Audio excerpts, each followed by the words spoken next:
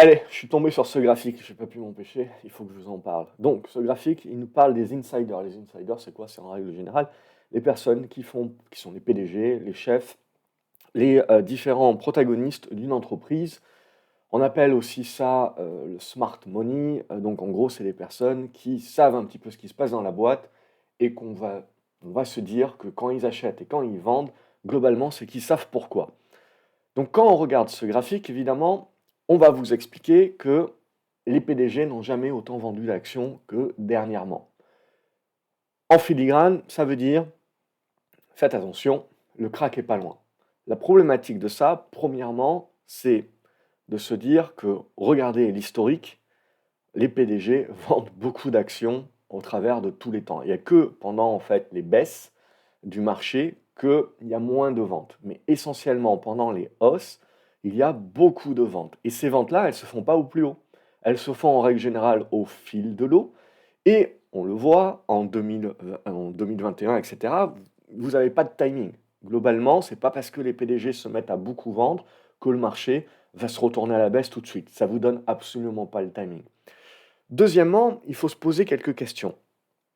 On le sait, si vous voulez, les PDG vendent aussi selon un calendrier, c'est-à-dire que c'est défini à l'avance. Les PDG vont également décider de vendre pour différentes raisons. Ça peut être des raisons fiscales, ça peut être des raisons de faire rentrer des nouveaux partenaires, des nouveaux actionnaires. Bref, au cas par cas aussi, il faut regarder pourquoi les PDG ou les dirigeants sortent de telles actions ou les gros fonds sortent de telles actions. C'est vraiment du cas par cas.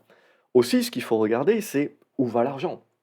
Est-ce que c'est pour leur plaisir personnel? On voit bien Jeff Bezos, si vous voulez, il continue de sortir inlassablement de sa boîte, mais il garde néanmoins une forte position. Donc il y a aussi sortir, si vous voulez, de sa boîte, mais relativement par rapport à tout ce que vous possédez, il faut aussi relativiser les choses. Mais pour moi, le point essentiel que l'on oublie, c'est que dans les prochaines années, la démographie, ça touche aussi les PDG.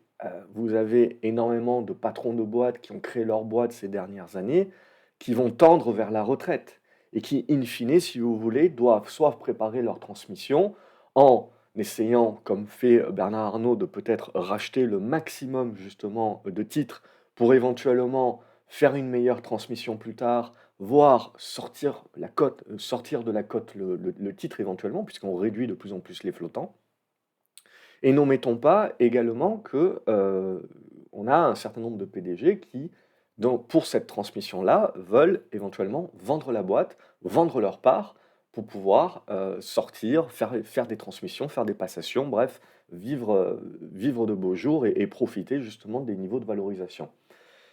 Et ça, c'est à intégrer aussi, parce que de plus en plus de gens vont vous expliquer qu'il y a de plus en plus de PDG qui vendent leurs actions. Mais finalement, est-ce que ce n'est pas lié au fait que la majorité des boîtes qui aujourd'hui ont énormément de succès et des niveaux de valorisation qui le reflètent ont été créées par des dirigeants qui sont encore dans l'entreprise ou qui ne le soient plus, mais qui disposent encore de beaucoup de titres, qui arrivent à des âges avancés, 60, 70 ans, 80 ans, et qui donc nécessairement, il y a peut-être une opération financière à faire. Donc il faut ne pas voir, si vous voulez, dans la simple vente éventuellement des insiders, des PDG, etc., forcément un signal de vente. Il faut bien faire attention par rapport à ça. Ça ne veut absolument pas dire ça. Euh, Premièrement, ça vous donne absolument pas le timing. Deuxièmement, plus on avance dans la démographie, plus ces PDG de boîtes également arrivent à des moments où ils veulent sortir parce qu'ils arrivent à la fin, si vous voulez, et ils arrivent à des moments où il faut penser un petit peu transmission.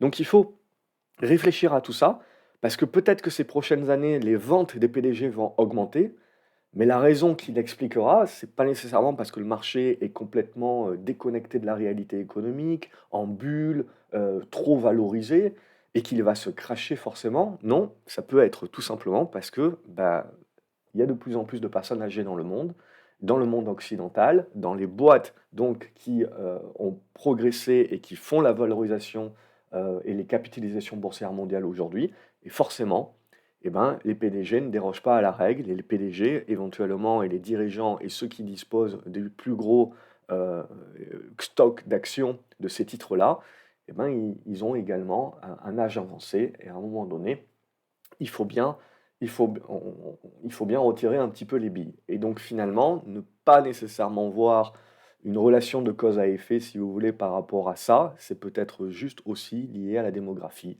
Les valorisations aujourd'hui ont énormément augmenté, mais parce qu'aussi les profits des sociétés ont énormément augmenté et je pense qu'on a de plus en plus tout simplement d'actionnaires majoritaires qui ont aussi un âge avancé, qui suit, la population et qui donc, eux aussi, ils ont éventuellement un besoin d'héritage, de transmission à préparer et pour cela, il faut vendre des actions et potentiellement donc les ventes d'actions de ces insiders vont augmenter ces prochaines années, pas parce que nécessairement ça veut dire quelque chose, sur le marché, mais parce que ça veut surtout dire quelque chose sur la démographie.